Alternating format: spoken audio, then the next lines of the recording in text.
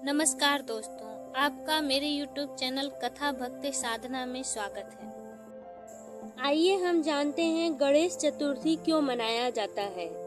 हिंदू महीने में प्रत्येक चंद्रमा में 2 चतुर्थी तिथियां होती हैं। कृष्ण पक्ष के दौरान पूर्णिमा को संकटी चतुर्थी के रूप में जाना जाता है, वहीं शुक्ल पक्ष के दौरान अमावस्या के बाद विनायक चतुर्थी के रूप में जाना जाता है। गणेश चतुर्थी भगवान श्री गणेश के जन्मोत्सव के रूप में मनाया जाता है। श्री गणेश भगवान शिव और पार्वती के पुत्र हैं। गणेश चतुर्थी वैसे तो भारत के कई राज्यों में मनाया जाता है, लेकिन महाराष्ट्र प्रांत में बृहद स्तर पर मनाया जाता है। हर साल शुक्ल पक्ष की चतुर्थी को गणेश चतुर्थी के रूप में मनाते हैं। इस दिन अपने अपने घरों में सभी लोग गणेश जी की स्थापना करते हैं और फिर अनंत चतुर्थी के दिन उनको विदा किया जाता है। हिंदू धर्म के हर कथा के पीछे किसी न किसी तरह की कथा छुपी होती है। इसी तरह गणेश चतुर्थी का त्यौहार हर साल पूरी दुनिया में भव्य तरीके से मनाया जाता है और इसके पीछे भगवान शंकर और पार्वती से जुड़ी एक रोचक कथा है। एक समय की बात है जब पार्वती जी अपने पति शंकर जी के साथ कैलाश पर्वत पर निवास करती थी। एक दिन उन्होंने दरवाजे पर भगवान शंकर के परम भक्त नंदी को पहरेदारी के लिए खड़ा कर दिया और किसी को भी अंदर न आने का आदेश देकर अंदर चली गईं। जब भगवान शंकर वहां पधारे तो उन्होंने यह कहकर इस बात को टाल दिया कि यह आदेश बाकी लोगों के लिए है, हमारे लिए नहीं, और इतना कहकर भगवान शंकर गुफा के अंदर चले गए। इस बात से माता पार्वती काफी आहत हुई।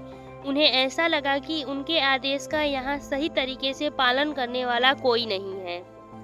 इसलिए माता पार्वती चाहती थी उनका एक ऐसा पुत्र हो जो उनका हर आदेश माने, और इसलिए उन्होंने कुछ मिट्टी के टुकड़े से एक पुत्र की प्रतिमा बनाई और उन्हें जीवन दान दिया।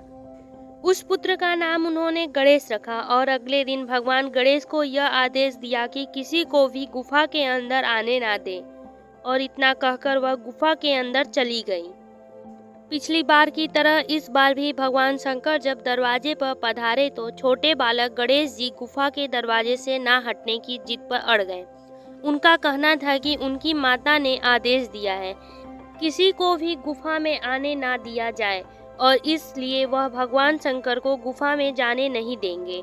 इतना सुनकर भगवान शंकर बहुत क्रोधित होते और अपने त्रिशूल से गणेश जी का गर्दन काट देते हैं। जब इस तरह के बहस सुनकर माता पार्वती बाहर आती हैं तो भगवान शंकर द्वारा की गई इस घटना पर माता पार्वती बहुत क्रोधित होती हैं। इस बच्चे का शीश जल चुका था तथा भगवान शंकर ने दूसरा शीश लाने का आदेश दिया।